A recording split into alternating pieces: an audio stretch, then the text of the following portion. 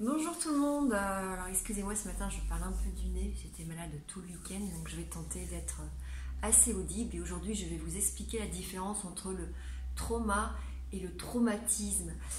Il est vrai que j'ai beaucoup de personnes qui viennent me voir en cabinet et qui me disent voilà, j'ai été traumatisée ou j'ai des traumas, et puis quand effectivement on questionne un peu la personne, on se rend compte qu'il n'y a pas forcément eu de traumatisme parce qu'il y a une différence entre les deux. Alors le trauma, c'est un événement ou une situation qui a eu lieu et qui a amené un débordement émotionnel, un stress intense avec une incapacité à gérer cette émotion et un sentiment de danger, parfois danger de mort, soit vécu directement, soit vécu indirectement, soit vécu par projection. Ça, je vous avais déjà expliqué également qu'un accompagnant, un thérapeute peut se traumatiser dans les projections par des récits de trauma en fait, de ses patients.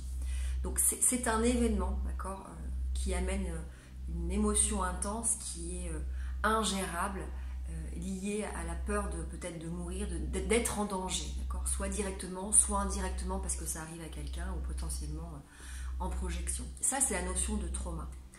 Le traumatisme, c'est les conséquences que va avoir ce trauma du point de vue intérieur, c'est-à-dire ce que je vais vivre émotionnellement quand je vais repenser la situation ou quand en fait va se présenter à moi des éléments partiels de la situation ou de l'événement, comme dans le stress post-traumatique bien évidemment, par exemple une odeur, par exemple un bruit, par exemple un endroit avec forcément des angoisses, des paniques, des cauchemars et puis peut-être des fuites de la situation ou des fuites d'un des éléments sensoriels de la situation. Donc le traumatisme, c'est la conséquence.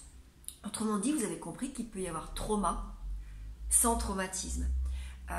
Vous avez des personnes qui ont vécu des traumas avec un degré d'intensité élevé, un viol, qui peut-être ne seront pas marqués d'un traumatisme, et d'autres qui vont vivre des traumas un peu moindres, même si on n'est pas là pour comparer les traumas, et qui peut-être vont garder des traumatismes. Donc dans la notion de trauma, on va retrouver les traumas de type 1 et les traumas complexes. Les traumas de type 1, c'est l'événement qui arrive de manière isolée. Exemple, j'ai vécu un attentat, j'ai vécu un accident de voiture, j'ai vécu un viol. C'est arrivé une fois de manière isolée et non répétée. Autrement dit, j'aime pas le mot, mais voilà, le trauma de type simple, de type 1, parce qu'il est arrivé de manière isolée.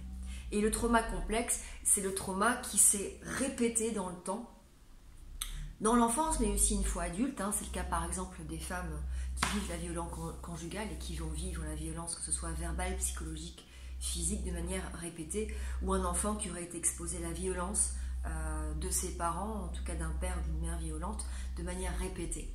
Un viol de manière répétée, un inceste, on va être sur du trauma complexe, parce qu'il y a donc quelque chose de plus complexe lié au développement de l'enfant, et puis voilà, ça a été répété dans le temps.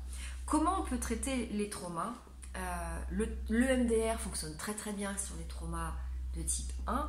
Sur les traumas complexes, je pense qu'ils font une approche plus globale, et on va retrouver la TCC, le MDR, la pleine conscience, les techniques d'hypnose, tout ce qui est lié au corporel, en tout cas quand il y a eu des abus corporels également dans la petite enfance où le langage n'est pas encore développé, on va utiliser le corps parce que les émotions s'imprègnent dans le corps. Donc tout ce qui est aussi psychocorporel, l'EFT, psychosensoriel, l'EFT, le MDR, voilà, sont des techniques qui sont là, en tout cas qui sont plutôt efficaces. Il faut être plutôt réceptif, il faut y croire, c'est comme pour l'hypnose, mais il y a de bons résultats. Voilà, j'espère que maintenant vous avez compris la différence entre le trauma et le traumatisme. Bonne fin de journée.